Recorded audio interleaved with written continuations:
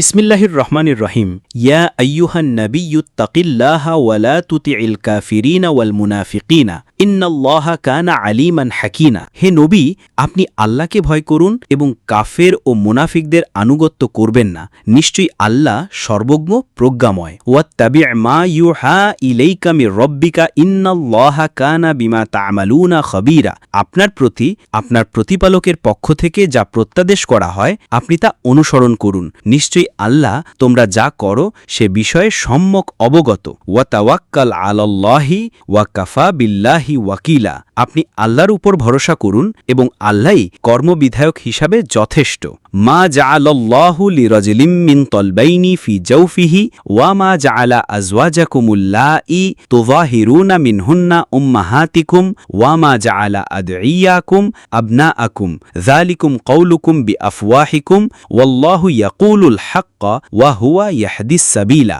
আল্লাহ কোনো মানুষের অন্তরে দুটি হৃদয় সৃষ্টি করেননি। তোমরা যাদের সাথে জিহার করো অর্থাৎ স্ত্রীকে মা বলে সম্বোধন করো, আল্লাহ তাদের তোমাদের মাতা করেননি, আর তোমাদের দত্তক পুত্রদেরও আল্লাহ তোমাদের প্রকৃত পুত্র করেননি। এগুলো তোমাদের মুখের কথা মাত্র, কিন্তু আল্লাহ সত্য বলেন এবং তিনি সঠিক পথে পরিচালনা করেন। উদউহুম লিআবাইহিম হুয়া আকসাতু ইনদাল্লাহি ফাইল্লাম তা'লামু আবাআহুম ফাইখওয়ানুকুম ফিদ্দীনি ওয়া মাওয়ালিকুম ওয়া লাইসা আলাইকুম জুনাহুন ফীমা আখতাআতুম বিহি ওয়ালাকিন মা তাআম্মাদাত কুলুবুকুম ওয়া কানাল্লাহু গফুরার রাহিমা। তোমরা তাদের পিতার নামে ডাকো, এটাই আল্লাহর কাছে ন্যায়সঙ্গত।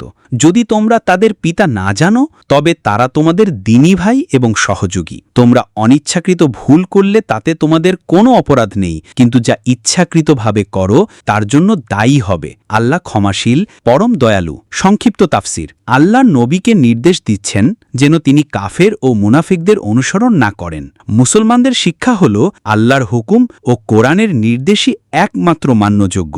আল্লাহর উপর ভরসা করাই প্রকৃত ঈমানের পরিচয়ক। ইসলাম জাহেলিয়াত যুগের ভ্রান্ত প্রথা ভেঙে দেয়, যেমন স্ত্রীকে মা বলে ফেলার মাধ্যমে তাকে হারাম গণ্য করা, দত্তক সন্তানকে প্রকৃত সন্তান হিসাবে গণ্য করা। আল্লাহ ঘোষণা করেন যে দত্তক সন্তানকে তার প্রকৃত পিতার নামেই ডাকতে হবে। ইসলামে বংশ পরিচয় রক্ষার প্রতি গুরুত্ব আরোপ করা হয়েছে। একটি ঘটনা, যায়েদ ইবন হারিসা।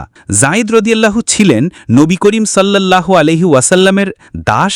পরে তিনি মুক্তি পান, নবী তাকে দত্তক গ্রহণ করেন এবং মক্কার মানুষ তাকে যায়েদ ইবনে মুহাম্মদ বলে ডাকতে শুরু করে। কিন্তু আল্লাহ এই সূরার আয়াত নাজিল করে ঘোষণা দেন যে দত্তক সন্তানকে তার প্রকৃত পিতার নামেই ডাকতে হবে। এরপর থেকে তিনি পরিচিত হন যায়েদ ইবন হারিসা নামে। এই ঘটনার মাধ্যমে ইসলাম স্পষ্ট করে দেয় যে রক্ত সম্পর্ক ও বংশ পরিচয় পরিবর্তন করা যাবে না। দত্তক সন্তানকে তার প্রকৃত পিতার নামেই ডাকতে হবে।